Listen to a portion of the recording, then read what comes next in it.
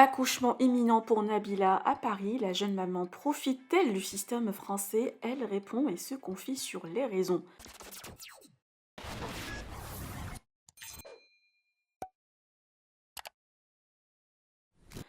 Nabila enceinte de son deuxième bébé après son premier enfant Milan.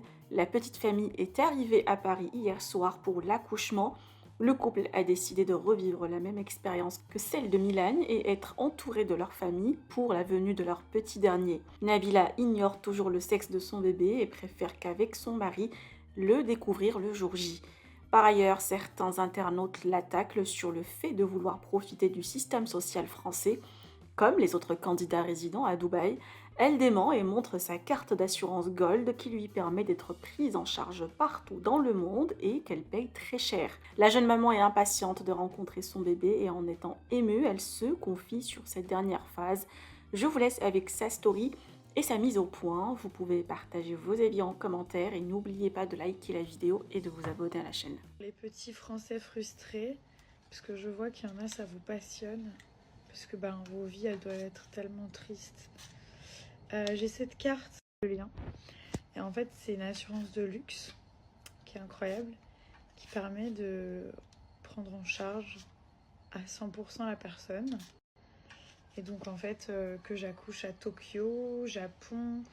J'ai les États-Unis aussi. Il y a une option pour les États-Unis. Vous allez voir sur le site, c'est trop bien expliqué. Je peux accoucher où je veux gratuitement, c'est eux qui payent en fait la totalité.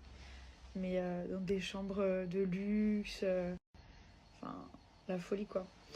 Mais bon, c'est une assurance que je paye très cher par mois. Voilà, et j'ai la même pour mon fils, mon mari et tout.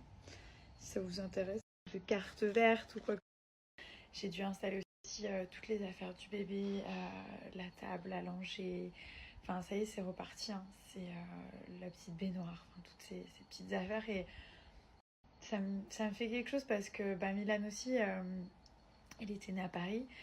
Et enfin, il est né à Paris. Et du coup voilà, c'est un peu le même cheminement. On est en train de recommencer voilà, pour accueillir un autre bébé. Donc ça fait quelque chose, ça fait un petit quelque chose. Je suis hyper contente. Je suis pas trop fatiguée. Hier, j'étais crevée parce qu'on a eu 7 heures de vol. Et c'est vrai que Milan, il a pas arrêté une seconde dans l'avion. Maintenant, il parle, il pose beaucoup de questions. Donc, à chaque fois, il me pose 1001 questions à la seconde. Donc, je réponds à toutes, forcément. Euh, mais c'était hyper compliqué parce qu'il a une énergie. Et moi, j'étais là et tout. Heureusement, Thomas, il était là. Ils ont fait des activités, du coloriage. Ils ont regardé des films et tout. Donc, et voilà, qu'est-ce que je peux vous dire? Tout va très bien. Il y a ma maman qui est là, il y a ma famille, il y a mon chef, Gaston. Tout se passe très très bien. Voilà, Milan il fait sa sieste, comme il a un petit peu décalé. Bon, je sens que c'est la fin. J'ai un petit pincement au cœur, mais un grand soulagement aussi. Et une très grande excitation.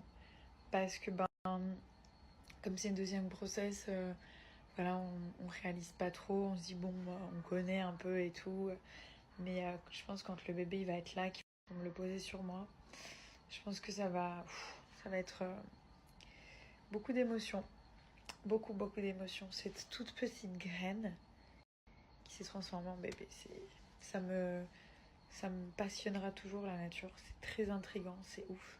Tu te dis, comment ce petit truc, il est là, maintenant il bouge, il est prêt à sortir, il va parler.